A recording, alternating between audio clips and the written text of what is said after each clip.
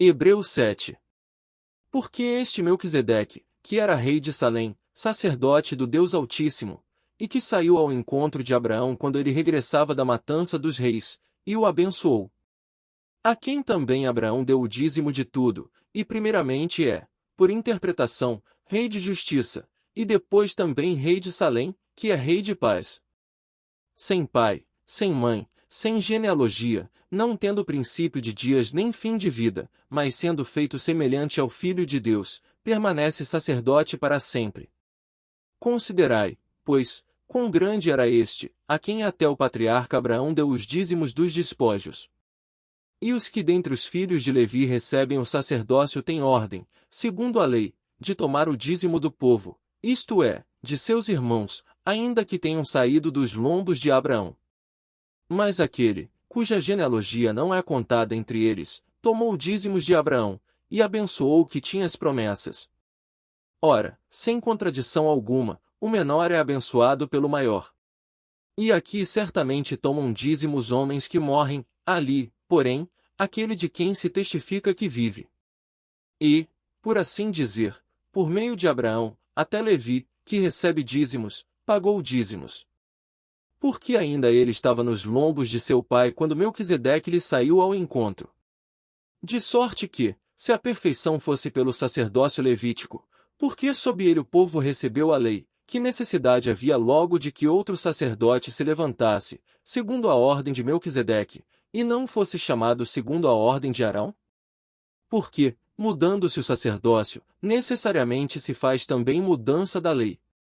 Porque aquele de quem estas coisas se dizem pertence a outra tribo, da qual ninguém serviu ao altar. Visto ser manifesto que nosso Senhor procedeu de Judá, e concernente a essa tribo nunca Moisés falou de sacerdócio. E muito mais manifesto é ainda, se a semelhança de Melquisedeque se levantar outro sacerdote, que não foi feito segundo a lei do mandamento carnal, mas segundo a virtude da vida incorruptível. Porque ele assim testifica: tu és sacerdote eternamente, segundo a ordem de Melquisedeque. Porque o precedente mandamento é abrogado por causa da sua fraqueza e inutilidade. Pois a lei nenhuma coisa aperfeiçoou, e desta sorte é introduzida uma melhor esperança, pela qual chegamos a Deus. E visto como não é sem prestar juramento, porque certamente aqueles, sem juramento, foram feitos sacerdotes. Mas este com juramento por aquele que lhe disse: jurou o Senhor, e não se arrependerá, tu és sacerdote eternamente, segundo a ordem de Melquisedeque. De tanto melhor aliança Jesus foi feito fiador. E, na verdade, aqueles foram feitos sacerdotes em grande número, porque pela morte foram impedidos de permanecer. Mas este, porque permanece eternamente, tem um sacerdócio perpétuo. Portanto, pode também salvar perfeitamente os que por ele se chegam a Deus, vivendo sempre para interceder por eles. Porque nos convinha tal sumo sacerdote, santo, inocente, imaculado, separado dos pecadores, e feito mais sublime do que os céus, que não necessitasse, como os sumos sacerdotes, de oferecer cada dia sacrifícios, primeiramente por seus próprios pecados, e depois pelos do povo, porque isto fez ele, uma vez, oferecendo-se a si mesmo. Porque a lei constitui sumos sacerdotes a homens fracos, mas a palavra do juramento, que veio depois da lei, constitui ao Filho, perfeito para sempre. Hebreus 8. Ora, a suma do que temos dito é que temos um sumo sacerdote tal, que está assentado nos céus à destra do trono da majestade, ministro do santuário, e do verdadeiro tabernáculo, o qual o Senhor fundou, e não o homem. Porque todo sumo sacerdote é constituído para oferecer dons e sacrifícios, por isso era necessário que este também tivesse alguma coisa que oferecer.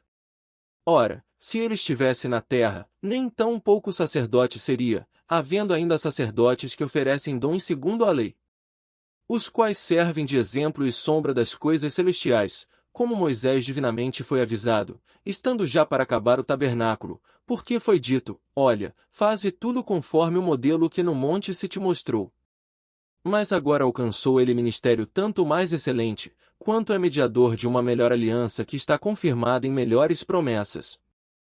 Porque, se aquela primeira fora irrepreensível, nunca se teria buscado lugar para a segunda. Porque, repreendendo-os, lhes diz: Eis que virão dias, diz o Senhor, em que com a casa de Israel e com a casa de Judá estabelecerei uma nova aliança. Não segundo a aliança que fiz com seus pais no dia em que os tomei pela mão, para os tirar da terra do Egito. Como não permaneceram naquela minha aliança, eu para eles não atentei, diz o Senhor. Porque esta é a aliança que depois daqueles dias farei com a casa de Israel, diz o Senhor, porei as minhas leis no seu entendimento, e em seu coração as escreverei, e eu lhes serei por Deus, e eles me serão por povo. E não ensinará cada um a seu próximo, nem cada um ao seu irmão, dizendo: Conhece o Senhor, porque todos me conhecerão, desde o menor deles até ao maior. Porque serei misericordioso para com suas iniquidades, e de seus pecados e de suas prevaricações não me lembrarei mais. Dizendo nova aliança, envelheceu a primeira. Ora, o que foi tornado velho, e se envelhece, perto está de acabar.